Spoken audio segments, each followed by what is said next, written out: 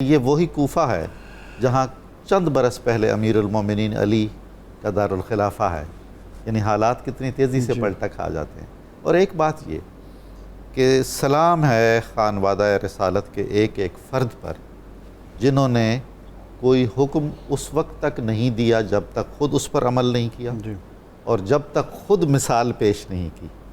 تو میدان کربلا سجنے سے پہلے بھی اپنے گھر کی قربانیاں دے دی. اسلام کا کیا نقطہ نظر ہے حضور والا؟ معصوموں کو قتل کرنا، شہید کر دینا، بیماروں کو، بوڑھوں کو، عورتوں کو، فصلوں کو جلا دینا، درختوں کو کاٹ دینا. ہے کوئی انسانیت؟ پانی بند کر دینا. ڈاکٹر صاحب قبلہ، اسلام ہی سب سے بڑی تہذیب ہے اور اسلام ہی سب سے بڑا مذہب ہے. لا ریب. اس سے پہلے کوئی تہذیب، کوئی شے ایسی نہیں ہے جو اس قدر اقدار سکھائے بے شک ایسا ہے جو اسلام نے سکھا دی.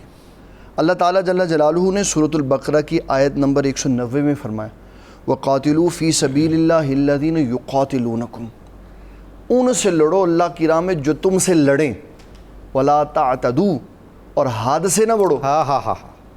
اس آیت کے ضمن میں یہ بات بیان کی گئی کہ جو لڑنے کے لیے آئے ان سے لڑو، جو لڑنے کے لیے نہیں آئے ان سے مت لڑو. مفتی صاحب ہمیں تو بتایا جاتا ہے جو گھر میں بیٹھے ہیں ان پر بھی چڑھ دوڑو. میں اس کا پورا تاریخی پس منظر سناتا ہوں. دوسری آیت قرآن مجید کی سورۃ توبہ کی ہے. اللہ تعالیٰ ارشاد فرماتا ہے وَإِنْ أَحَدٌ مِّنَ الْمُشْرِكِينَ اسْتَجَارَكَ فَأَجِرْهُ حَتَّى يَسْمَعَ كَلَامَ اللَّهِ ثُمَّ أَبْلِغْهُ مَأْمَنَهُ. اللہ اے میرے حبیب صلی اللہ علیہ وسلم، مشرکین میں سے اگر کوئی آپ سے پناہ چاہے تو پناہ دیں، سبحان اللہ، تاکہ وہ کلام اللہ سنے. اگر اس کے دل میں اتر جائے، مسلمان ہو جائے، آپ کی آغوش میں آ جائے تو ٹھیک، وغیرہ سننے کے بعد وہ جہاں جانا چاہے امن سے اس کو وہاں جانے دیں. کیا بات ہے، کیا بات ہے، یہ اسلام ہے. واہ. ہمارے ماضی میں دیکھیں نا تو اے پی ایس پہ کچھ لوگوں کی طرف سے حملہ ہوا، اس میں بچے مارے گئے، اور پھر ان کے جو اس کا سپہ سالار تھا اس نے یہ کہا کہ بنو قریظہ کا واقعہ پڑھے، اس میں آپ کو یہ نظر آئے گا. اور اس نے یہ جھوٹ بولا. نبی صلی اللہ تعالیٰ علیہ وسلم نے جب حضرت سعد بن معاذ رضی اللہ تعالیٰ عنہ کو بنو قریظہ کے سلسلہ میں انچارج بنایا، تو اس وقت وہ شدید زخمی تھے، ان کو اٹھا کے لایا گیا. اور جب آپ قریب آئے اپنے قبیلہ کے تو نبی صلی اللہ علیہ وسلم نے پہلی بات یہ ارشاد فرمائی قوموا الی سیدکم، اپنے سردار کی تعظیم کرو، اس کے لیے کھڑے ہو جاؤ. اور پھر آپ نے اپنا نمائندہ بنا کے بنو قریظہ کی طرف بھیجا. آپ جب واپس آئے تو آپ نے کہا کہ حضور میں یہ فیصلہ کر کے آیا ہوں کہ جنہوں نے ہمارے خلاف تلوار اٹھائی ہے ہم ان تلوار اٹھانے والوں کو قتل کریں گے. بالکل. اور اس کے علاوہ آپ نے کسی کو قتل کرنے کی بات نہیں کی.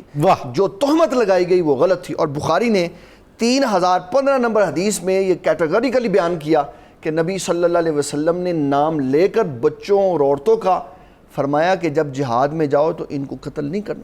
سبحان اللہ. اللہ تعالیٰ آپ سے خوش ہو.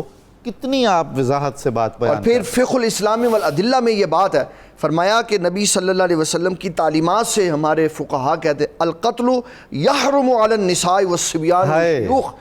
اللہ تعالیٰ کی اس شریعت پہ بچوں کو، عورتوں کو اور بوڑھوں کو اور بیماروں کو قتل کرنے سے منع کیا گیا. سب سے پہلا انسانی بنیادی حقوق کا چارٹر ہے اسلام. بالکل.